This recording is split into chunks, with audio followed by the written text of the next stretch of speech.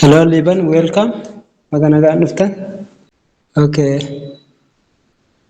Liban meesajii irra barreessime meesajii irra barreessi. Deeskitooppii fayyadamaa jirta moo?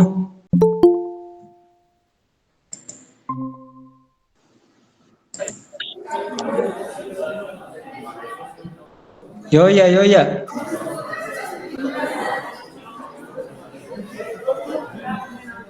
Yooyaa akkam? Akkam jirtu akkam jirtu? Nageenyi badhaadhaa fayyaa keessanii? Nageenyi badhaadha nageenyi badhaadha. Baga nagaan nu dhuftani. Hayyee baga nagaan turtani. Hayyee eessarraati ati Finfinnee miti? Finfinnee naan jette moo eessa? Hayyee yuunivarsiitii Finfinneen baradha. Mooraa kiiloo 5 Okay. sooftiweer injiinarii. Sooftiweer injiinarii waggaa arfaffaan bara. Waaw baay'ee namatti tola. Wanni keessan ajjeessi godhaa ture. Innaa onlaayinii jalqabna waan ta'eefi hojii onlaayinii kun baratamaa miti ingiliiziin ilaalla. Numatti barsiisa. Sagaleen kee sirrii dhagamaa miti? Sirriitti dhaga'ame. Bakka ishee cheek gochumaa fi ingilizaatii daqiiqaa xiqqaan booda hin jalqabna saganticha kennaa. Ijoolleen haasee seenaniiti. Achi akkam ijoolleen gara mooraa shananii kan jiran ijoolleen keenya. Ijoollee keenya dabaltee nuu qabdee carraa kana haa fayyadamanii. Yoo danda'ame ni yaalla. Ammayyuu qormaata qabna. Amma isaa irratti qormaata faayinaal egzaamii fudhachaa jirra. Amma isaa itti qabna. Darajeen natti mee ture anis responsibility kana fudhadhee waan hin ta'eef seenuu qaba jedhee. Okay, darajeerra dhageette. Eeyyee. Alright. Bakka rakkoo hin jiru. Wanni asirratti barsiifamu hundi isaallee asumatti riikerdi goona waan ta'eef rakkoo hin qabu. Yoo isin jalalle tare chaanarra caanaa deema rakkoo hin qabu. Garuu wanni keessan ijoollee keenya fayyadaman keessattuu ijoolleen keenya afaan keenyaan baay'ee rakkatan waan ta'eef xiqqoon dhagahameeti waan san irratti fookesii godhe. Teknooloojii osoo adoo harkaa qabnu wanni jedhu hin qabnu beekte teknooloojii wadda qabu qabnaa numattullee wal barsiisa waan ta'eef ijoolleen keenya haa fayyadamanii. Akkas goona. Inni hojjenna fuulduratti karoora jajjabaallee hin qabaanna. Wal duukaa jirra rakkoon hin jiru. Waan nu fayyadu hojjechaa deemna. Bakka dansaati. Ingitii yoo si tole seeniiti. Wanni jedha ishee. Akkas goona.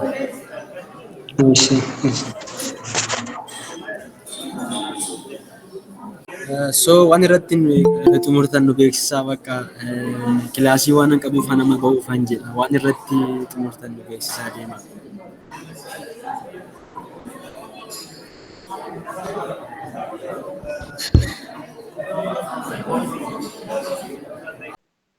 Okay, daree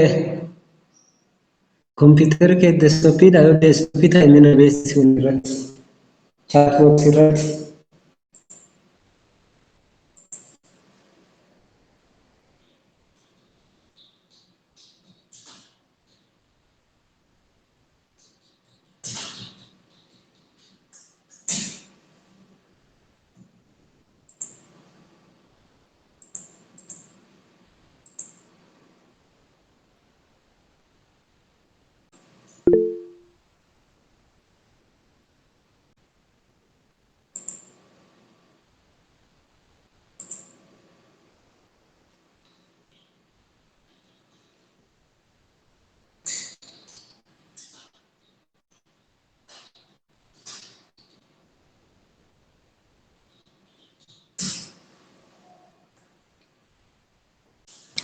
Okay, mee sagalee kee dhageessisi. Sagalee keetti bu'e.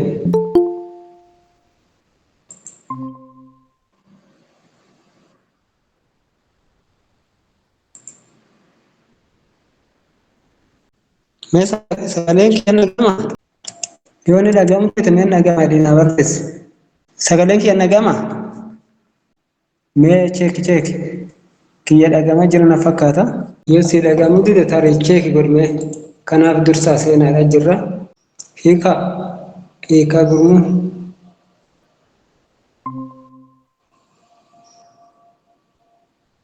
Isti dereemee sagalee keeti. Okay. Jira reema? Amma hin jira. Ayyee. Alright. Kiyyan dhagamaa miti? Bakka dansaa istiimii maayikii cheek godha.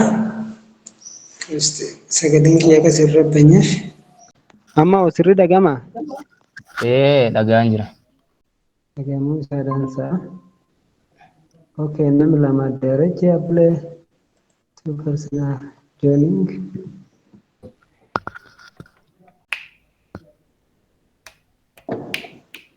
Jalqabnu ijoollee ni dhufne ijoollee hafaneera baay'eedha ijoollee.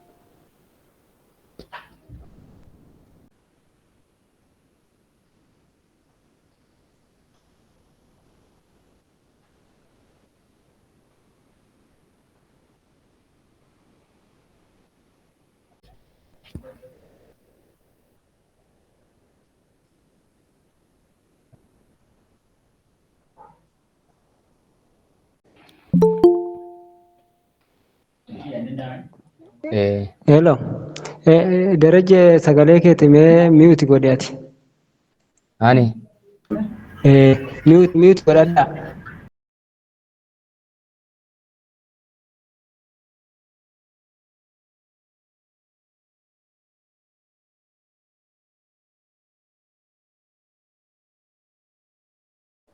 Waa baay'ee gaariidha. Baga nagaan dhuftan isiniin jedha. Gara sagantaa keenyatti darbaa gidduutti ijoollee seensisaa waa inni jedhuu fi isa sannaa obsataa. Already maqaa kiyya isinitti himeera. Ani hin dhagamaa miti Darajjee Abbulee. Alright. Amma waan goonu hamma ijoolleen seenanu nama tokko yuunivarsiitota jiran irraati ana achirraan dhufee jettanii dubbattanii sanyii Garramaa eessarraa? Okay, guddaa galatoomaa isin jecha Garramaati. Bu'uura yuunivarsiitii irraati akkasumas diippaartimentii industrial injineeringiidha. Affeerraa isin affeertan kanarratti baay'ee guddoo galatoomaa isin jechuun barbaada. Hayyee isinillee nu ulfaadhaa. Darajjee Abbulee ati lafi beeksisi. Nagaamti. Hin dhagahama. Anis akkasuma yuunivarsiitii Bulee Horaadha. Barataa waggaa afuraffaati. Computer science and engineering. Hayyee baga nagaan nu dhufte siin jenna. Darajjee Shibbiruu ati lafi beeksisi. Darajjee Abbulee maayikii kee kaasiiti. Maannoo Darajjee Shibbiruu maayikii kee baasi. Okay, eenyummaa gabbisaa ati itti fufi. Saatii kennaa qusannu.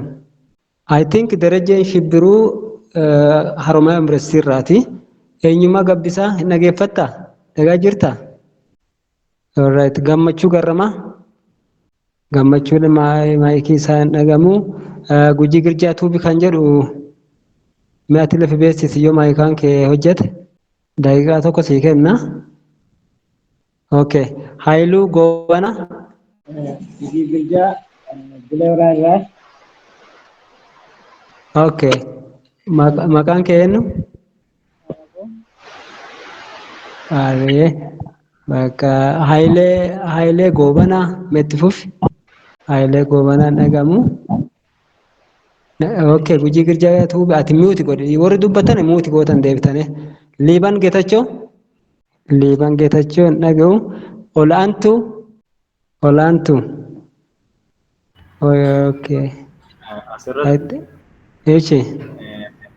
Asirratti ijoollee baay'ee akkanaan jedhanitti namoonni laabirii ta'anii illee laayivii galan jiru waan ta'eef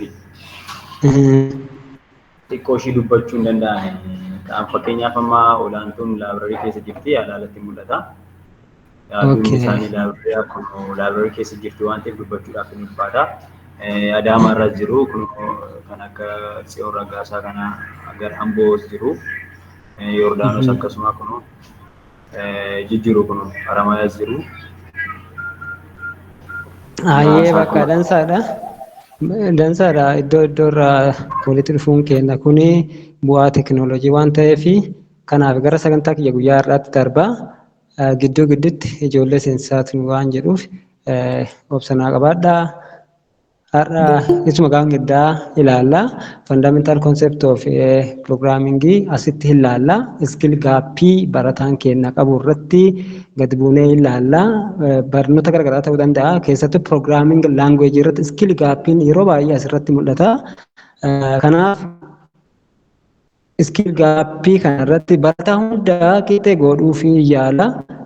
I hope barattoonni tokko advaansii keessa warri galan jiran warri baay'ee pirogiraamingii danda'an jiranii garuu amma kaayoon Roosif Akaadaamii hunda isaa qixxee ilaaluudha. Warri akka gaariillee beektanullee yoo jiraatan warri immoo giddugaleessillee yoo jiraatan warri immoo sirrumallee hin beekne yoo jiraatan as keessatti saalfachuun hin barbaachisu addeenatti naa hafa kan jettan dubbattanii maafi hundi keenya wal qixa deemuu qabna waan ta'eef akkasumallee koorsiin tokko gidduu gidduutti Roosif Akaadaamii irratti exaamii irratti ni hojjetama. Innan sirritti barsiisuuf murteessee asi galee asirratti jechuudha real production language yookaan erga gabbaatee languageota baay'ee jiran kilaas keessatti barataa jirtanii akkasumallee onlaayiniileen baratanii karaa garaagaraatiin barachuu dandeetti. Sagaleen kiyya addaan jite? Okay, sagaleen kiyya hin jite? Sorry, gidduu hin jite dhiifama. Ijoolleen baay'een seenaa jiranii.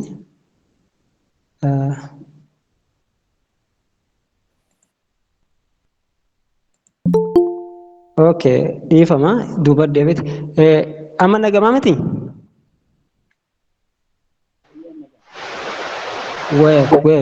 Bakka itti deebina asirratti fundamental concept kan jennu introduction party dha jechuudha. Introduction party irratti fundamental ilaalla. Skill gaappii hin jiraata. Barataan skill gaappii qabaachuun ni mala. Kanaafuu iddoo kanarratti barataa advaansii jira.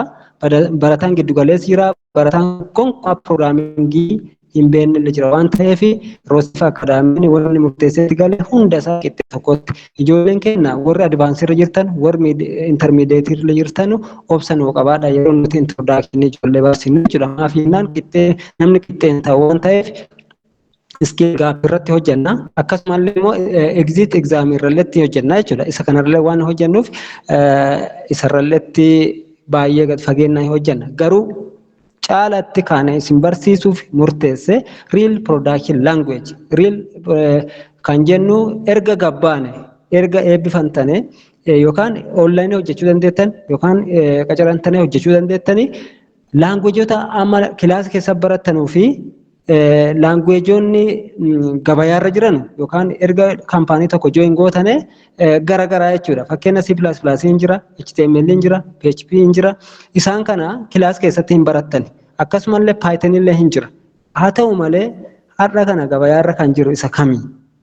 Erga kaampaanii tokko join gootane kaampaanii sooftiweerii tokko ta'uu danda'a. Kaampaanota garagaraa jechuudha. Kan mootummaa ta'uu danda'a, kan piraayiveetii ta'uu danda'a. Isa kanarratti erga gabbaatanii asirratti real production language hin jira jechuudha. Kanneen akka Symfony, kanneen akka Laravel, kanneen akka Codeigniter, kanneen akka React.js, Node.js jiran baay'een isaanii jechuudha. Gara weebsaayitii yoo dhuftan Drupal jira, Joomla jira. Akkasumallee WordPress jira jechuudha. Isaan kanarratti hojjennaa jechuudha. Caalaan hojii kennaa asirraa jechuudha. Real production language irraa jechuudha. Sorry, ijoolleen gidduu yoo dhufanii yeroo jedhee ilaale.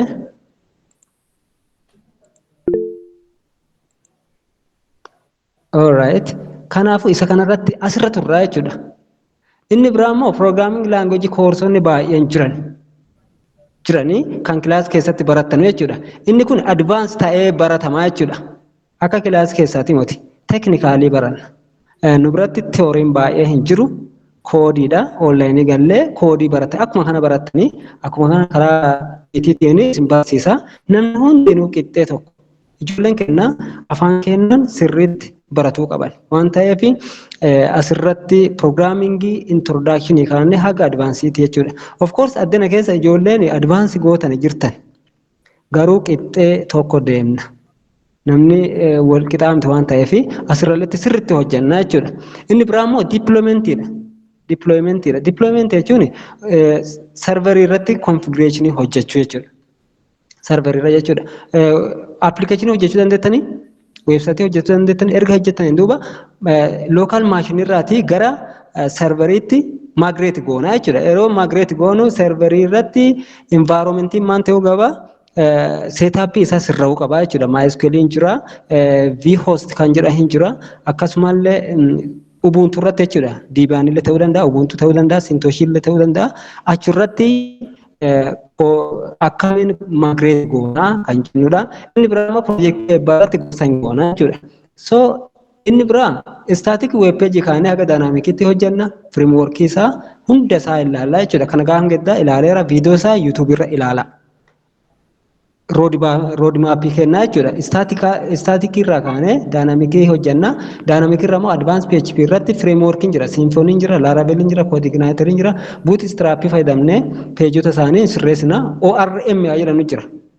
Object Relational Mapping jechuudha. Maaliif isa ORM kana fayyadamna? MySQLin weeksaayidii qaba.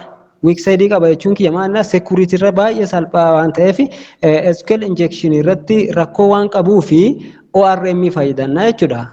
Object Relational Mapping fayyadamna. Inni kun yeroo baay'ee Symfony fi Laravel fi Codeignator irratti yeroo fayyadamnu jechuudha. Naannoo kanatti HTML dha CSS fayyadamne irra turra jechuudha. Asirratti immoo PHP fayyadamna jechuudha. Dynamic web page irratti Bootstrap fayyadamna, MySQL fayyadamna. Yoo sa'aatiin nu ga'e immoo Androidii hin ilaalla. Androidii yeroo laallu filaaterii hin jira. Baay'ee yeroo amma akkas dubbadhu kana qabataa deema. Maaf jennaan filaaterii maali? Kotilinii maali? JavaScript maali? React.js maali? Node.js maali? Baay'eedha. Pluginoonni baay'een nuti fayyadamnu. Isa kanarratti isinillee qabataa deema. Maafi inni kilaasii keessa barattanuu fi inni asirratti laallu konseptii isaatii fi yaadni isaallee garagara waan ta'eef akkasitti hubadhaa. Mee gidduutti ijoollee okay namni dhufeera. Alright. So isa kana jechuudha. Okay, gara guyyaa har'aatti haa darbinu. Har'a kan laallu akka introductionitti website development jechuudha. Website development keessatti what is website kan jennu tokko markup language fayyadamne as keessatti waa'ee kan jaavaatii fi kan website asirratti hojjennu garagaraa jechuudha. Baay'inaan websiteen kan hojjetamu markup language jechuudha. Markup language dha. Markup language fi object oriented programming language garagara baay'ee addunyaarra hin beeku addan. Hojii website maal of keessaa qaba yoo jenne development task isaa jechuudha as keessatti. Wanni website development yeroo hojjennu inni of keessaa qabu tokko client side scripting jira. Dere inni gamaa miti baay'ee. Alright. Server side scripting jira. Server in the network security configuration jira. Hojii website jala jiru baay'ee as keessatti hubadha. Client side scripting jira. Server side scripting jira. Server fi network security configuration jira. Hojii asirratti hojjenna. Inni biraa immoo e-commerce development jira. Content management jira jechuudha. Content manage gochuu qabna. Inni biraa immoo website jechuun maali? Website jechuun faayiloota jechuudha. Faayilii walitti guurramanii jechuudha. Faayilii walitti qabamanii iddoo tokkotti walitti qabamne lookaal maashinii ta'uu danda'a, global maashinii yookaan serverii irra ta'uu danda'a. Daatota yookaan faayiloota walitti qabamanii karaa intarneetiitiin wanta nuti access goonu jechuudha weebsaayitii jechuun waan biraan qabu.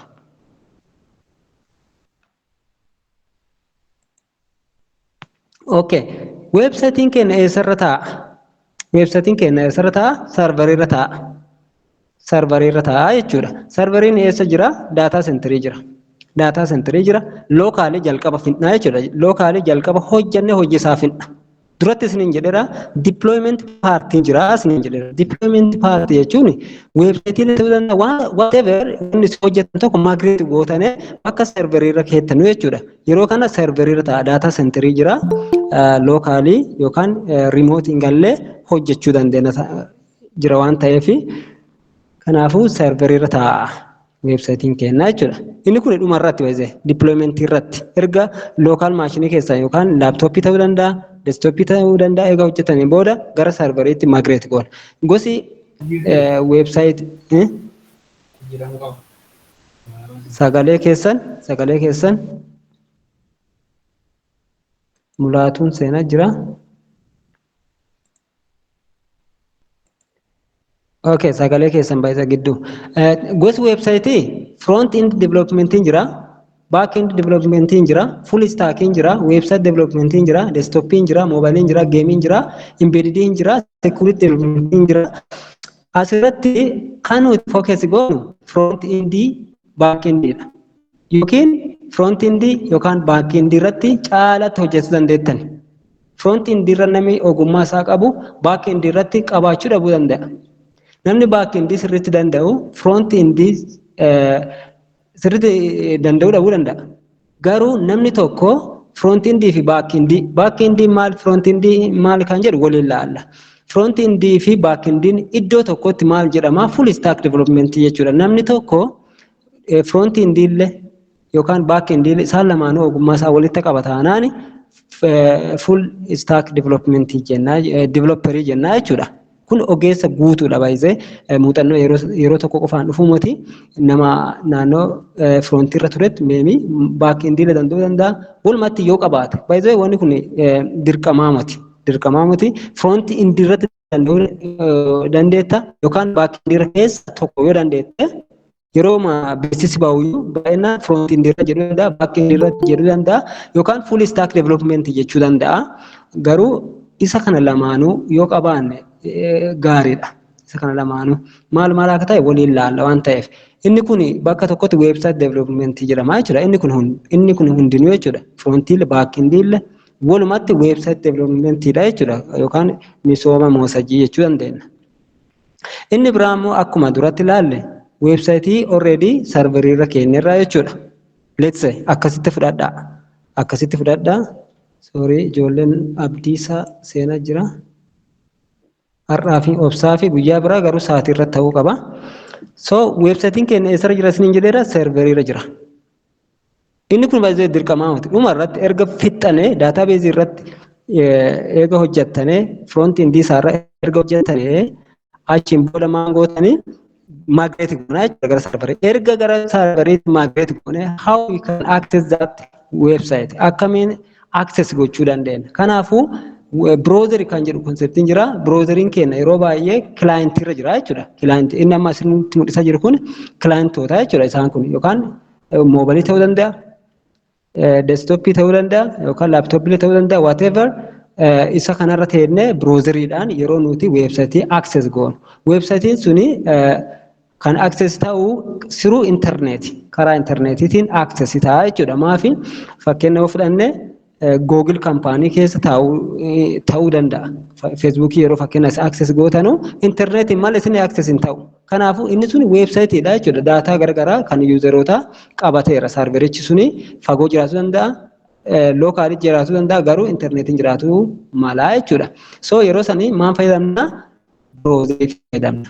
Browseroota fayyadamna. So server are device that provide service to other computer. That means client jechuudha. Kanaafuu serveriin servisoota provide godhaaf eenyuu fi clientiif godhaa jechuudha. Kanaaf asirratti kan hubattan kun serveriidha. Inni amma argaa jirtan yoo ta'e kun serveriidha. Inni kun clientiidha. Clientii irra teettanii yeroo isin weebsaayitii tokko baniisaa fi http://bh.edu. jettanii yeroo isin sarchii gootanu serverichi response deebisaa fi jechuudha. Fakkeenyaaf asirratti kana kilikii godhee direct gara browserii nageessaa jechuudha.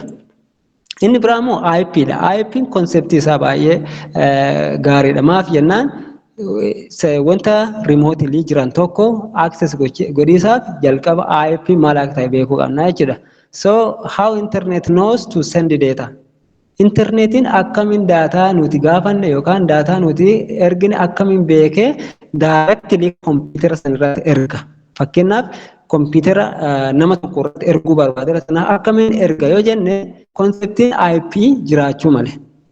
Sorry gidduutti ilaaluun dirqama waan ta'eef. So konseptiin IP baay'ee barbaachisa. IP'n adreesiidha jechuudha. Adreesii computer tokkoof yookaan maashinii tokko kennamuufi. Fakkeenyaaf namni tokko adreesiin beekama waan ta'eef adreesiin kiyya keessanii jechuudha. Kanaafuu computer yeroo internetirra erguu hin dogongoru. Maafi IP'n tokko waan ta'eef kanaafuu fakkeenyaaf asirratti yoo ilaaltan clientiin fakkeenyaaf request godhee DNS maan godhee resolve godhee deebiseef jechuudha. IP deebiseef. Iziga addina ilaaltan IP dha kun. Inni kun IP dha. Namichi gaafate garuu www.systric.com gaafa jedhee gaafatu DNS'n hojii isaa duratti ilaalla. Kan hojjetu resolve hojjeta jechuudha. Translate godha. IP gara DNS'tti jijjiira. Akkasumallee immoo DNS gara IP jijjiira. Kanaafuu converteriidha jechuudha. Gidduu taa'ee jijjiira. Kanaaf communicating clientii fi serverii gidduu jira jechuudha. Kanaafuu IP baay'ee murteessaadha. IP malee weebsaayitii keenyaa access gochuu hin dandeenyu. Kanaafuu asirratti kan ilaaltan weebsaayitii kana isiniif ergaa isarra teettane akkamiin komaandii hojjechuu dandeenya ka jedhu ilaalla. Kan biraa immoo CMD fakkeenyaaf isin mul'ata jira miti CMD'n kiyya. Okay. Asirratti ilaalame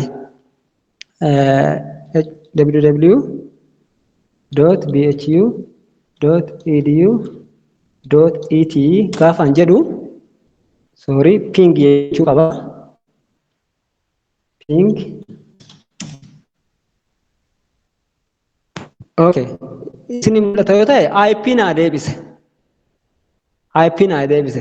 An maan jedhee gaafadhe www.bhu.edu jedhee gaafadhu IP isaa qaata beekee jechuudha. IP isaa beeke. IP computer kana beeke jechuudha. Kanaafuu DNS tti hojii isaa kana hojjeta. Inni kunillee isuma kana hojjeta jechuudha. Linkiin kun hin jira isiniif erga. Okay, namni seenee hin jiru. IP isin galeera miti uniquely identified string of number idha. Computer tokkoof IP tokko kennama dirqama kanaan websaayitii keenya access goona. Inni kun baay'ee waan salphaa isiniin fakkaatina configuration isaatu salphaa miti. Configuration isaa server irratti hojjannee erga fixneen booda DNS irratti darbina jechuudha. Web serveriin jira. Web serverii irra erga setting environment isaa sirreessineen booda kallattumaan deemne DNS irratti hojjanna. DNS'n forward fi backward resolution hojjeta jechuudha. Resolve nu godhe waan yookaan translate waan nu godhuufi backward fi forward le hojjeta. Backward forward jechuun requesting kun forward waan ta'uuf requesting kun asirraaritan kun requesting forward ta'u backward isaale deebisuu qaba jechuudha. IP'n deebisuu qaba. So HTTP concept HTTP haalaalu website akkami access goona isin jedheera IP'n access goona yookaan DNS access goona domain name access goona garuu eenyutti wal qunnamsiisa isaan kana eenyutti wal client yeroo serverii gaafatu serveriileen yeroo deebisu protocolling gidduu jiraachuu mala. Protocol jechuun rules jechuudha. Ruulota jechuudha. Seera clientii fi serveriin itti walii galan waan ta'eef yeroo HTTP fayyadamnu it connects our website request to the remote server that houses all website data. Kanaafuu connect wal goosisaa jechuudha. Jarri lamaan serveriif kilaantii maa ol godhanii walii galanii jechuudha jalqaba. Bakka kanatti baay'ee nama dinqa. Set of rulii waan jiraatu, protocol waan jiruufi isaan kun jalqaba agreementii uuman. Akkuma nuti ilmeen namaa jechuudha. Akkuma ilmeen namaa yeroo jalqaba nagaa wal gaafattu yoo yaadee yoo hangaafadhe namni sunillee yoo yaadee deebisuu qaba. Welcome naa jedhe kuulee welcome jedhee jalqaba communicate wal godhanii jechuudha jarri. Daataa walii erguuf yookaan meesajii walii deebisuuf. Kanaafuu protocolitti kana nu hojjetaa jechuudha. All right. So HTTP it provides a framework. Frameworkii clientii fi serveriiti uumaa fi jechuudha. Frameworkii baseline isaa uumaa fi yoo inni creating goon establish godhaa jechuudha. Frameworkii establish godhaa clientiin jira, serveriin jira, jarri afaan tokko walii haasanii jechuudha. They speak with the same language. Iddoon kun afaan tokko haasan maafi protocoliin already ruleedha rulii warri internetii hojjete waan ta'eef isarratti walii galanii achi daataa keessa yookaan websaayitii isin gaaffii gaafattan isin deebisaa jechuudha. So asirratti inni gaariin tokko maalidha? HTTPdha. HTTPSdha. HTTPS'n extensionii HTTP ta'ee securedidha jechuudha. Daataa isin walii ergitan internetirra waan ta'eef encrypted ta'uu qaba yookaan daatichi keessan plain text hin deemuu hin qabu. Kanaafuu encryption kan hojjetu isaan keessa isa kana jechuudha. Sorry namni lama request gaafateera ijoolleen booda kan kun jeeqaarani.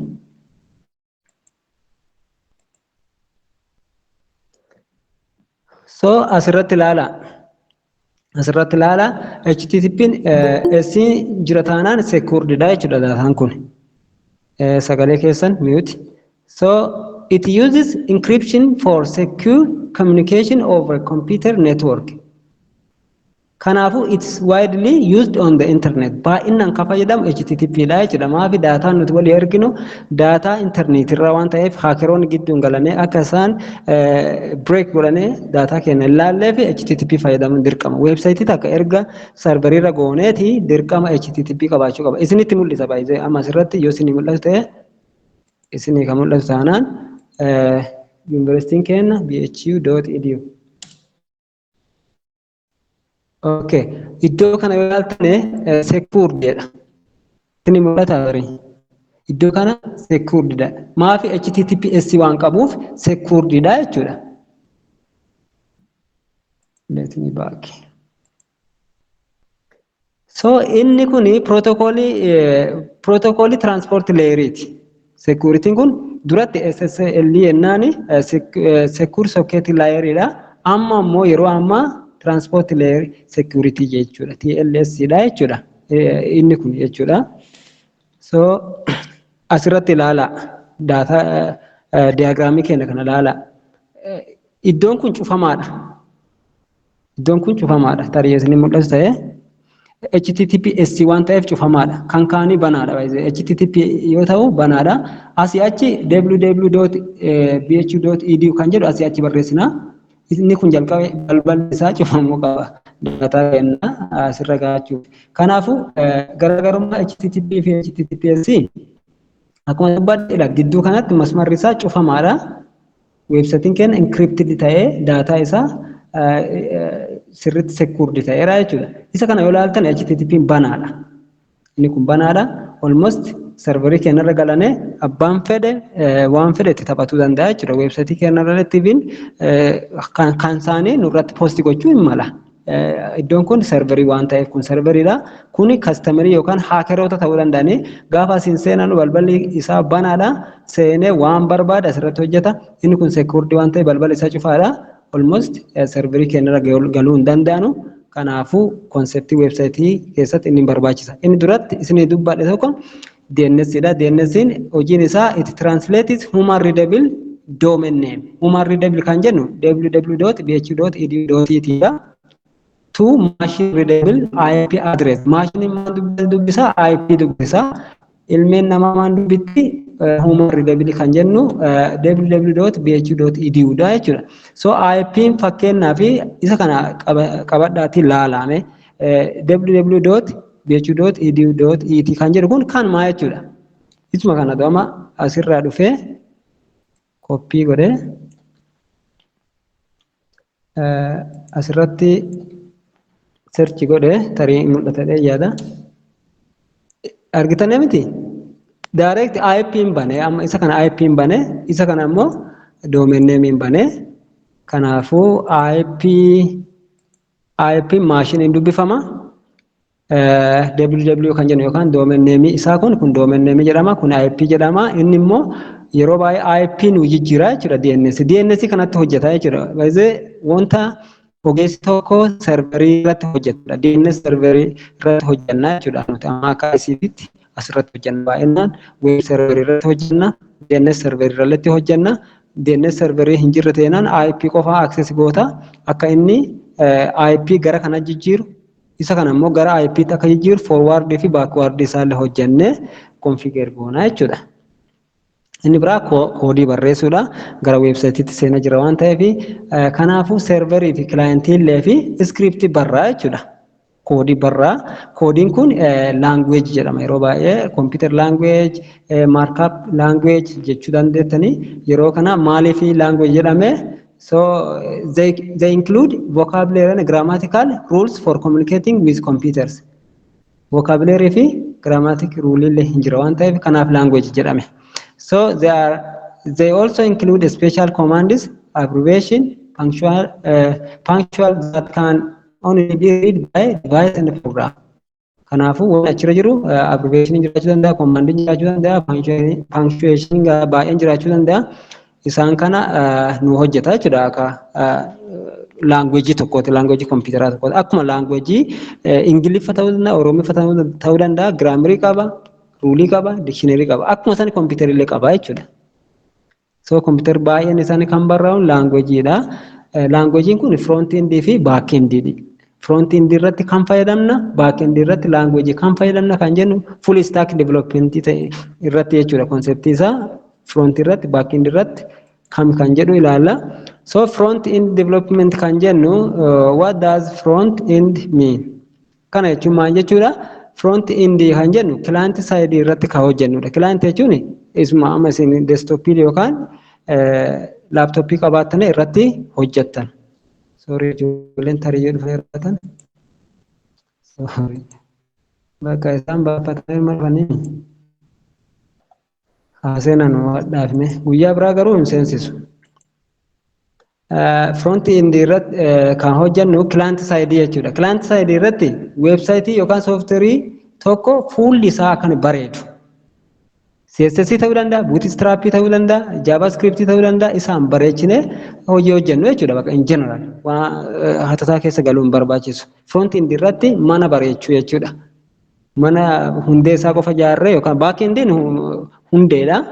Hundee isaa qofa ijaarree fuulli isaa hin bareedne taanaan weebsaayitiin kennaa nama harkinne yookaan yuuzarii harkinne taanaan ofitti attraacting goone taanaan gaarii miti. Kanaafuu hojii achirratti hojjetamu yookaan fuula isaa bareechuu yookaan layout isaa akkaataa teessuma isaa jechuudha. Akkaataa inni taa'u layoutota side barii, menu barii, left side footer irratti gubbaa head irratti akkama hojjetamu kan hunda isaa JavaScriptiin HTMLin CSSin fayyadamanii hojii hojjetan jechuudha naannoo kanarratti. So front end allows users to interact with website and play videos, expand or minimize image, highlight text. Hojiin fuula duratti yookaan user irratti mul'atu kun hundi isaa isarra hojjetama front end irratti jechuudha. Kanaafuu interfaceedha jechuudha. User interface irratti hojii hojjetamu kun salphumatti irra darba. Back endiin hojiin isaa server side irratti jechuudha. Back endiin server side irra security ta'uu danda'a, database ta'uu danda'a. Yeroo nuti authenticate goonu wanta fuula yookaan front irraati dugda duubatti hojjetamu jechuudha. Fakkeenyaaf yeroo ani amma websaayitii bane sani wanti websaayitiin sun hojjeta hin beektan. Maaltu akka sararaan godhu, akka inni konneetti wal godhu, akka database konneetti wal godhu useriin wanta beekuu hin qabu. Nuti Google irra galee yookaan internet irra galee maan goona kilik qofa gochuudha. Hojii inni dugda duubatti hojjetu hin beeknu. Kana kan hojjetu immoo Programmerii naannoo kanarratti hojjete jechuudha. Back end irratti hojjete.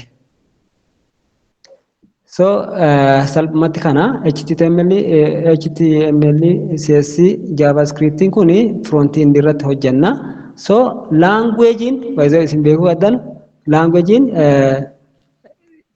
client side irratti hojjennuu fi languagein nuti server side irratti hojjennu waliin beekan jarri waliin beekan garuu maanti hojjetamuu qaba configuration itti hojjetamuu qaba jechuudha akka isaan wal hubatan yookaan akka isaan wali dubbatan kan godhu language sun akka isaan walii galan kan godhu configuration naannoo kanama hojjetama jechuudha.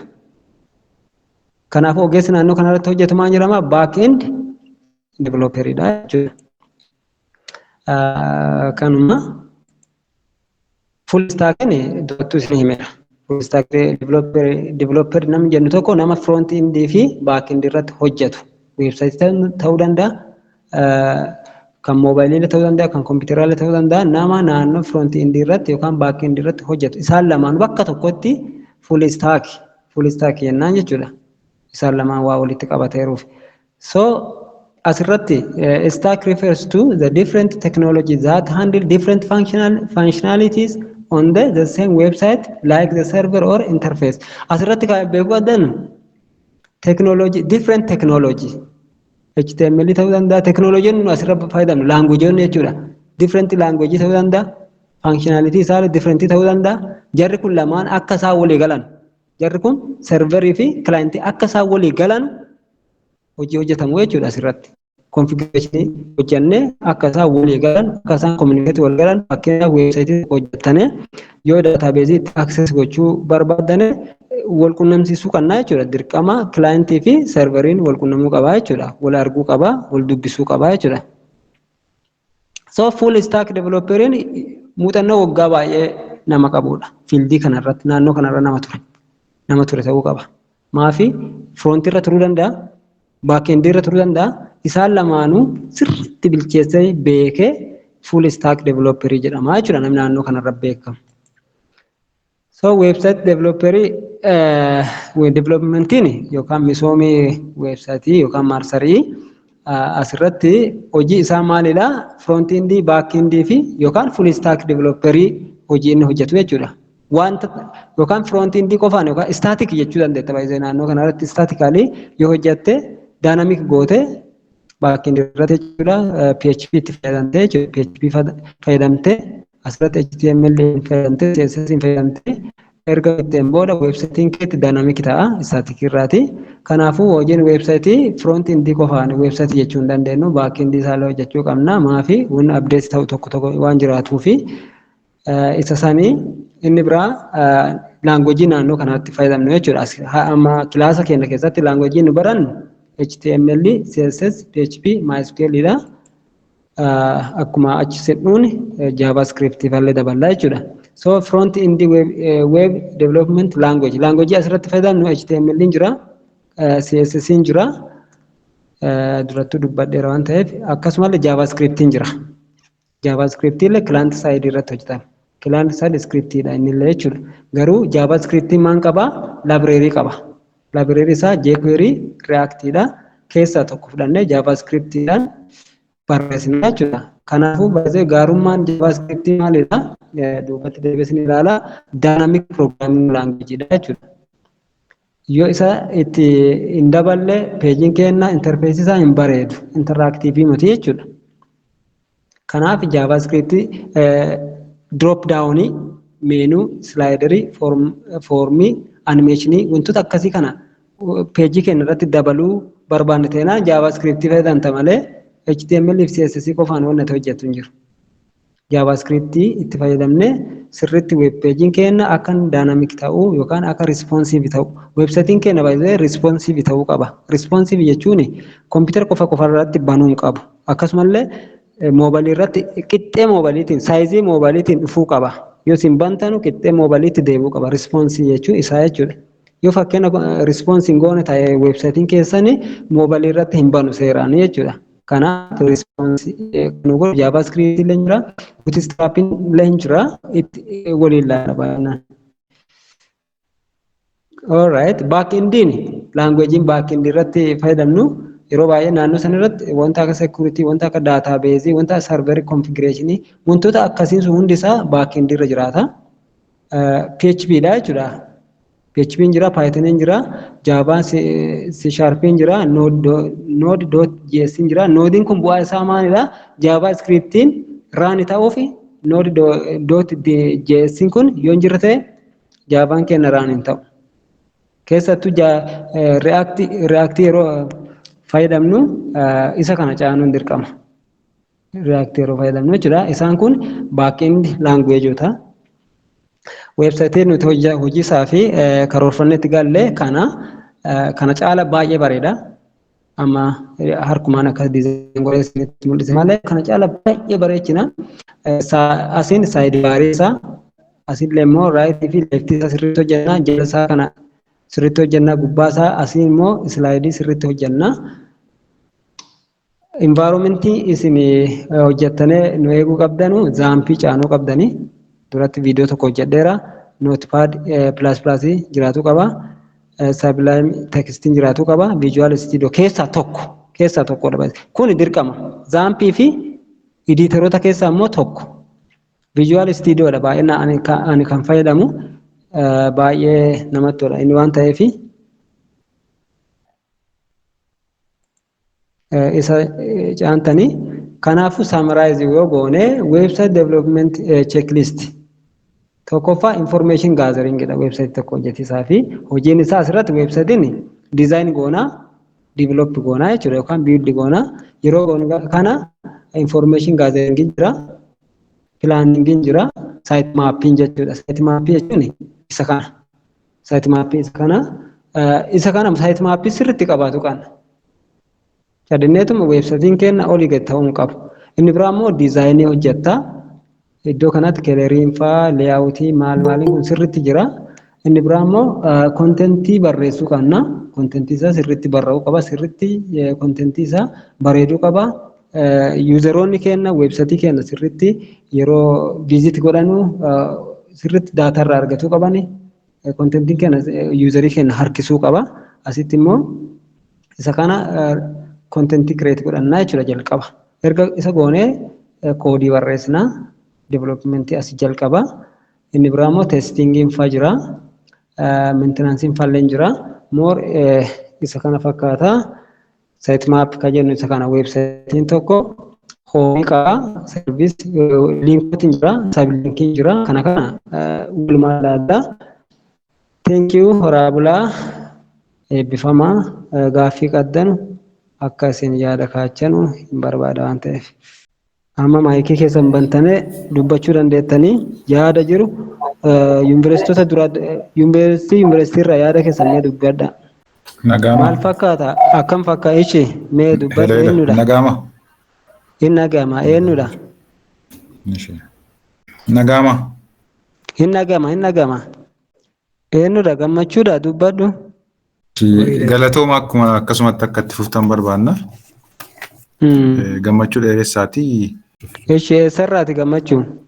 Adaamaa saayinsii fi teekinooloojii irratti. Ayyee akkasuma itti fufna. Atillee ijoollee nu affeeri. Ishee yaada biraa mee barataan biraa? Ayyee. Xiqqoo ishee konneekshiniitu na rakkisaa jira. Nagaama natti fakkaate. Amma dhagamaara. Okay. Deree itti fufi. Harka baaseera. Baacheetti argeera. Teekinooloojii fayyadamaa Harkaan deemna maaliif barsiisaan egaa harka baasaa jedhamti re. Sirriidha. Baay'ee namatti tolu. Baay'ee jooyin godhaniiru baay'ee namatti tola. Yaadanii qabu yaada muraasadha. Haala baruu barsiisuu faana wal qabatee fi haala akkatti itti jooyin goonu kana faana wal qabateeti. Yoo nu danda'ame hundumti keessanii yeroo qabannee sa'aatii sanarratti argamuu akka dandeenyu hima. Sa'aatii keessanis sa'aatii isin mijatu sa'aatiin kun kanarratti nu mijate hojjettanis beeksisuu dandeessu. Yoo isin danda'ame garuu sa'aatii jenne sanarratti maaliif amma namni tokko daqiiqaa 10 seenee yookiin sa'aatii 10 daqiiqaa 00 irratti yoo seenee inni kaan immoo daqiiqaa 20 irratti hin seene yoo ta'e kana jechuun leekchariin inni duraa jala darbe jechaadha. Kanaafuu hin galuuf jechaadha amma ta'e wayii yeroo jecha haaraatti ta'a waan ta'eef kanaafuu sa'aatii sana irratti haa seennu. Inni lammaffaa immoo adaraa keessan isin warri amma kun viidiyoo kanarratti yookiin laayivii kanarratti seentanii argamtan kun carraa guddaadha waan ta'eef liinkii isaa sheer godhaa ijoollee beektaniif gaafa sheer gootan inni beeku sunis ijoollee beeku sanaatiif warra kaaniitiif sheer gochaa hin deema. Inni kan biraa immoo weebsaayitii kana amma argineerraa intarneetii isaa mootiin dubbatin mootii ishee egaa amma weebsaayitii amma hojjetamaa jiru kun hin dhaga'amu miti? Hin dhaga'ama. Weebsaayitiin amma hojjetamaa jiru kun intarfeesii isaa baay'ee namatti tola laalleerra. Inna weebsaayitii kanarra gaafa hojjennu hadaraa keessan gaaffii keessan wanta gaaffii isinii ta'e maaliif gadi buufnee barachaa jirra waan ta'eef wanta gaaffii isinii ta'e hundumaa gaafadha. Wanta gaaffii isinirra jiru wanta gaaffii nu ta'e hundumaa gaafachuu hin dandeessu jechaadha. Inni kan biraa immoo weebsaayitii kanarraa maal gochuu dandeenya? Nutis weebsaayitii mataa keenya uummachuu dandeenya jechaadha. Weebsaayitii kana gaafa barannu weebsaayitii mataa keenya nutis uummachuu dandeenya jechaadha. Yoom kanarraa gaafa baranne jechaadha. Jabaattanii ciccitanii akka walitti fidaniidha. Yaadanii qabu fixeera. Ayyee galatoomii Darajaa Bulee Yuunivarsiitii Bulee Horaarraati. Abarraa Waggaarii fi mootiin harka baasanii turane amma mee abarraan dubbatu. Yeroo dubbattan eessarraa akka ta'e dubbataati. Abarraatti fufi.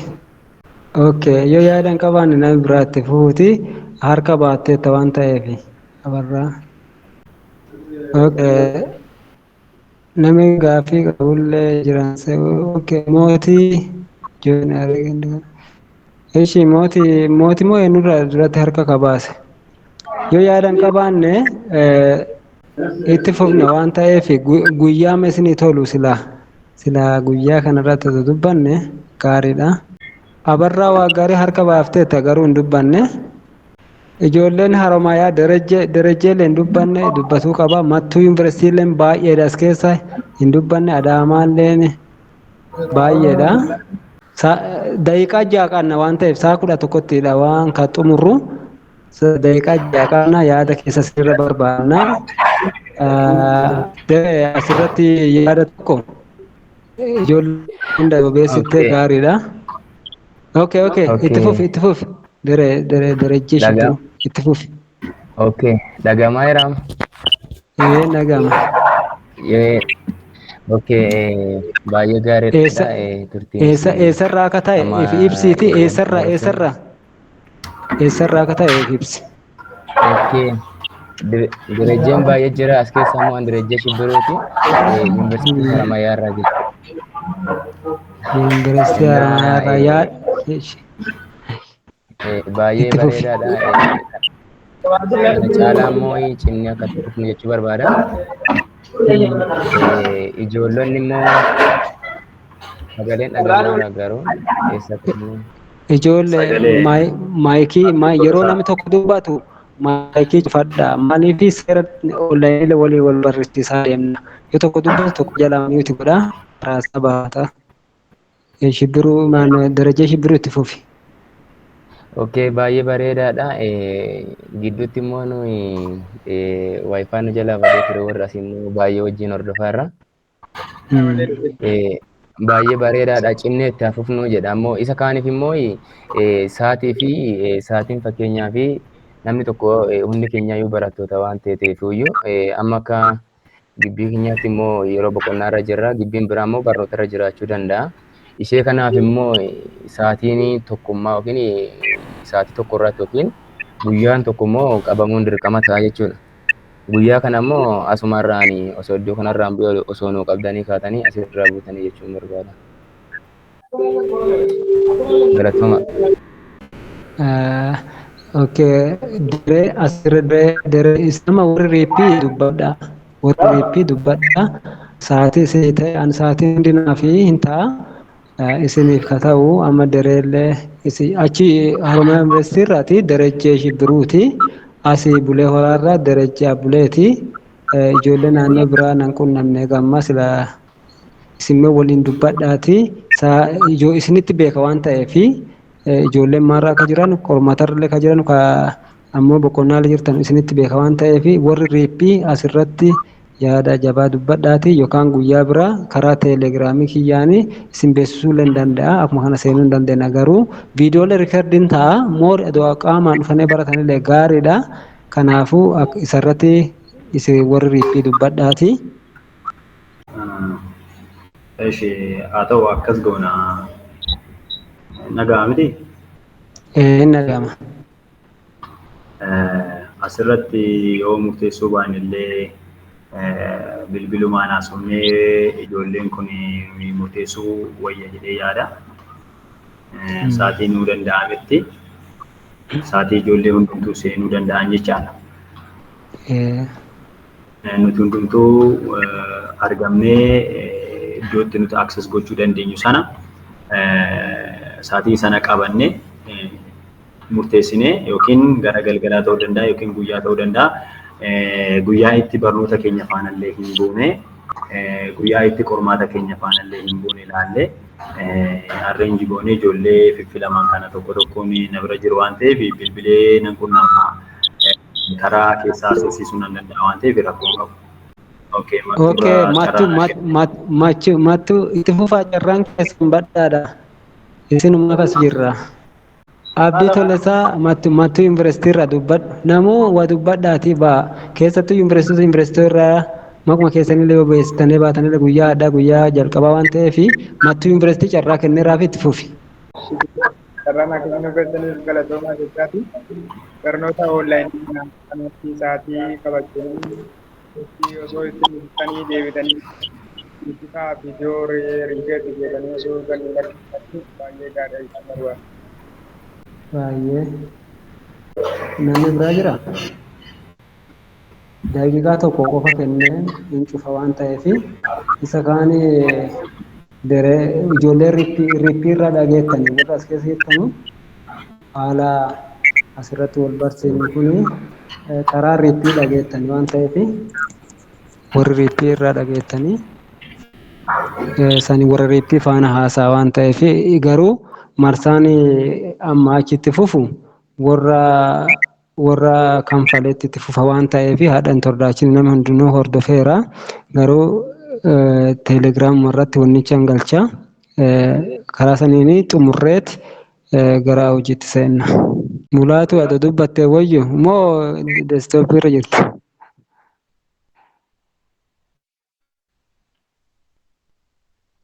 Gama miti. Innagama. Innagama. Innagama itti fufi. Kanaaf baay'ee gaariidha. Nuti jabaadha. Baay'ee sin jaallannaa. Eebbifamaa isin jechuu barbaanna. Alright. Yuunivarsiitii kamirraati? Asii yuunivarsiitii Bulee Horaati miti?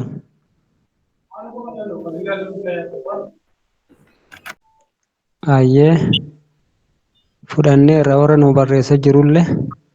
Alright. Kana fakkaata almost yaadni baay'ee ka'ellee gaariidha. Isa amma jedhe sani gaafa ammaachi ijoollee riippii irra dhageettanii yookaan karaa teelegiraamii irratti meesajii ni barreessa. Isa akkasiin itti fufna. Har'a namni hundinuu akka seenu godheera. Kanaafuu marsaa lammaffaa karaa yaaduma amma dubbadhe sanii itti fufna. Asirratti garuu gorsi akka obbolummaatti isin gorsi tokko maanti jira seetanii namni kilaasii keessa yeroo baratu baay'ee waan kilaasii keessa jiruu fi wanni envaayiroomentii hojii keessa jiru garaagara. Keessattuu short term training wanni kennamu kuni baay'ee namaaf fayyada. Ji'a turra waan ta'eef yeroo piroojeektii as keessatti hojjennu kana nuti piroojeektii irratti fookasii goona malee tiyeerii amma achi baay'inaanii miti. Taagota kana HTML irratti illee ta'e PHP irratti ta'e immoo CSS irratti ta'e immoo taagota taagii san fuuneet koodii isaa barreessaa deemna. I hope baay'ee keessan hin fayyadamtanii piroojeektii eebbaarralletti baay'ee fayyadamtanii. Long term training short term training garaagarummaa isaa maalidha? Short training irratti short term training irratti gabaabaadha yeroo isaallee akkasumallee fookasii isaa teeknikaal irratti fookasii godha waan ta'eef akkasitti hubadhaa ijoollee wal dhaqqabsiisaa afaan kennaa wal barsiisnaa wal dhaqannaa waliif jirra anillee isiniif jira baay'inaan amma sa'aatii kee dedikeet godhee kan kenneeru isa kanarratti maafi eega jalqabee wanta gaarii akkasiin qabattanii baatan waan barbaadeef baay'inaan ammallee piroojeektii baay'ee qabadhee dhufa jira kanallee hojjetaa cinaalletti kan hojjannullee baay'ee jira. Inni galateeffatanii I hope kana hin shakku garuu wanni isin godhuu qabdan qophaa'a. Koodii yeroo an barreessu booda viidiyoon gadi nuu dhiifama jettanii teettan jennaan tokkumaa jechuudha isuma kilaasii keessatti hin walqixa. Dhiironni si dhufe moo dhaabate atillee barreessuu qabda gaaffii na gaafatuu qabda akkasiin wal qarqaaraa deemna malee lakki booda argadha viidiyoo isaa booda argadha jedhaa deemta teenaan kun beellama qabachuu ta'a. Beellama qabataa deemta. Kanaaf akkasitti hubadhaa wal sheeri godhaa ijoolleen dhaqqabnee jiraatane wal dhaqqabsiisaatii galatoomaa eebbifamaa sa'aatii kenna finneerra kanaafuu naa galatoomaa guyyaa biraa immoo anatu chaanal irra gadhiisa.